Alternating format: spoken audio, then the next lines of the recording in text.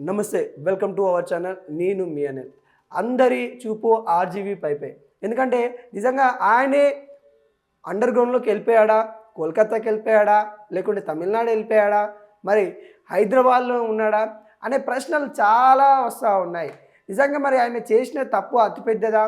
ఆ విషయాలన్నీ మీద కూడా మరి ఆర్జీవీ గారు అయితే తను ఒక వీడియో బయట అయితే వదలడం అయితే జరిగింది. ఆ వీడియో బయటలో క్లియర్ కట్గా ఆర్జీవీ గారు మరి తన యొక్క ప్రాబ్లం ఏంటి, అసలు తన అభిమానులు ఎవరైతే ఫీల్ అవుతున్నారో వాళ్ళందరి కోసం అయితే ఒక వీడియో అయితే వదలడం అయితే జరిగింది. తాను ఏదైతే సినిమా సంబంధించి వాటిలో కొంత బిజీగా ఉన్నాను, సినిమా ఇప్పుడు తీయడానికి వాటికి మాకు ప్రాజెక్టులు ఉన్నాయి, దానివల్ల నేను రాలేకపోతా ఉన్నాను, సమాధానం కూడా ఇచ్చాను. అప్పుడు ఎప్పుడో సంవత్సరం కింద మరి నేను వాళ్ళ వ్యాఖ్యలు చేయడం వల్లనో నా పోస్టుల వల్లనో వాళ్ళు మనోభావాలు దెబ్బతిన్నాయి. ఆ సంవత్సర కాలం తర్వాత ఈ రోజున నా కేసు ఫైల్ చేశారు. నేను మా లాయర్లతో నేను మాట్లాడుతూనే ఉన్నాను. నేను ఒక సినిమాకి సంబంధించిన వర్క్లో ఉన్నాను, మరి నేను షూట్లో ఉన్నాను, వీటికి పనులు అయిపోయినాక నేను హాజరవుతానని కూడా చెప్పడం అయితే జరిగింది. ఇవన్నీ ఏవైతే తన మీద వస్తున్న ఆరోపణలు ఉన్నాయో, లేకుంటే తన మీద ఎవరైతే సోషల్ మీడియా ట్రోల్ చేస్తున్న వాళ్ళు ఎవరైతే ఉన్నారో, ఆర్జీవీ గారు పారిపోయారు, ఆర్జీవీ గారు ఎక్కడున్నాడు అక్కడున్నాడా, వాటన్నిటికీ తను క్లియరెన్స్గా సమాధానం చెప్పే కార్యక్రమాలు అయితే కనబడతా ఉన్నాయి. ఒకసారి ఆర్జీవీ గారు ఏం మాట్లాడారో ఒకసారి చూద్దాము. తను ఒకసారి బయట అయితే చూద్దాం. Extremely sorry to disappoint. అంటే ఏదో ఉనికిపోతున్నాను, మంచం కింద కూర్చొని ఏడుస్తున్నాను అని అందరూ what ever the media speculating, వాళ్ళందరికీ చిన్న డిసప్పాయింట్మెంట్ ఉండొచ్చు వీడియో. ఇక్కడ పాయింట్ ఏంటంటే, I just want explain the whole concept. ఇప్పుడు నేను ఆల్మోస్ట్ ఒక 1 year బ్యాక్ ఏదో ట్వీట్స్ పెట్టాను అనే ఎలిగేషన్. ఆ ట్వీట్స్ ఎవరో మనోభావాలు దెబ్బతిన్నాయి.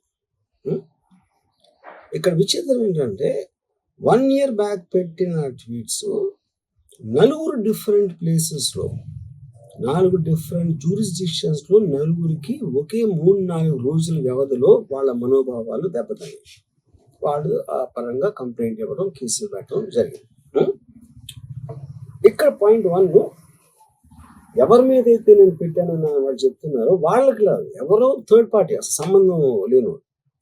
ఆ కాంటెక్స్ట్లో అసలు ఈ కేసు ఎలాగా, ఈ సెక్షన్స్ ఎలా వర్తిస్తాయి అనేది అప్పుడు ఆబ్వియస్గా నాకు వచ్చే అనుమానం కానీ, నాకు కానీ నా మనుషులు కానీ, ఇది ఒక పర్సిక్యూషన్ చేయటానికి ఒక పద్ధతి ప్రకారం ఉన్న ఎలోబుల్ లాస్ని వాడుతున్నారా, లేకపోతే ఇప్పుడు వరల్డ్ ఓవర్ ఒక ఫినామినా ఏం జరుగుతుందంటే, పొలిటికల్ పార్టీస్ వాళ్ళు they are weaponizing the systems of the police. అది అమెరికాలో జరుగుతుంది, యూరోప్లో జరుగుతుంది, ఎక్కడో జరుగుతుంది.